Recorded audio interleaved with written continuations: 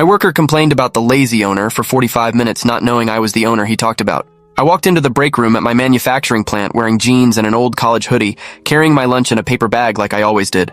The place was buzzing with the usual midday crowd, workers grabbing quick meals before heading back to their stations. I'd owned this company for 15 years after buying it from my mentor, who taught me everything about the business, and I made it a point to dress like everyone else when I visited the floor. No fancy suits or executive badges, just comfortable clothes that let me blend in and see how things really ran when nobody knew the boss was watching. I spotted an empty seat at one of the long tables and sat down next to a guy I'd seen around but never formally met. He was maybe mid-30s with a perpetual scowl and was already mid-conversation with two other workers across from us.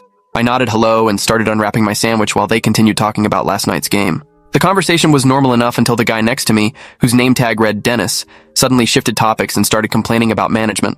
Dennis launched into a rant about how the owner never showed his face on the floor and probably sat in his office counting money all day while real workers busted their backs. The two guys across from us nodded along, clearly having heard this speech before. I kept my expression neutral and took a bite of my sandwich, listening carefully as Dennis described in detail how he imagined I spent my days. According to him, I rolled into work around noon in a luxury car, took 3-hour lunches at expensive restaurants, and left by 4 without ever setting foot in the actual plant. He said the owner clearly didn't care about the people who made him rich and probably couldn't even operate the machinery if his life depended on it. One of the other guys mentioned he'd heard the owner was some rich kid who inherited the business, which wasn't true at all since I'd bought it with money I'd saved from working 2 jobs for a decade. But I didn't correct him, just kept eating and listening while Dennis got more animated with each complaint. He was really warming up now, gesturing with his sandwich and raising his voice enough that people at nearby tables were starting to glance over. Dennis went on to say that the owner probably didn't even know half the workers' names and definitely didn't appreciate how hard everyone worked to keep production numbers up. He complained about the lack of raises this year, which stung because we'd actually given modest increases to 70% of the staff based on performance reviews. I knew not everyone got raises because not everyone deserved them, but apparently Dennis felt entitled to more money regardless of his contribution.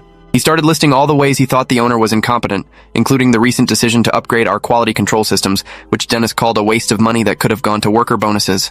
I happened to know that quality control upgrade had already caught 3 major defects that would have cost us a huge client contract, but Dennis clearly didn't have that information. His buddy across the table asked if Dennis had ever actually seen the owner, and Dennis snorted and said he wouldn't recognize him if he walked right past him in the hallway. The irony wasn't lost on me as I sat there 6 inches from his elbow, drinking my water and letting him continue. The rant continued for another 10 minutes as Dennis described how he'd been working at the plant for 8 months and had never once received recognition for his contributions.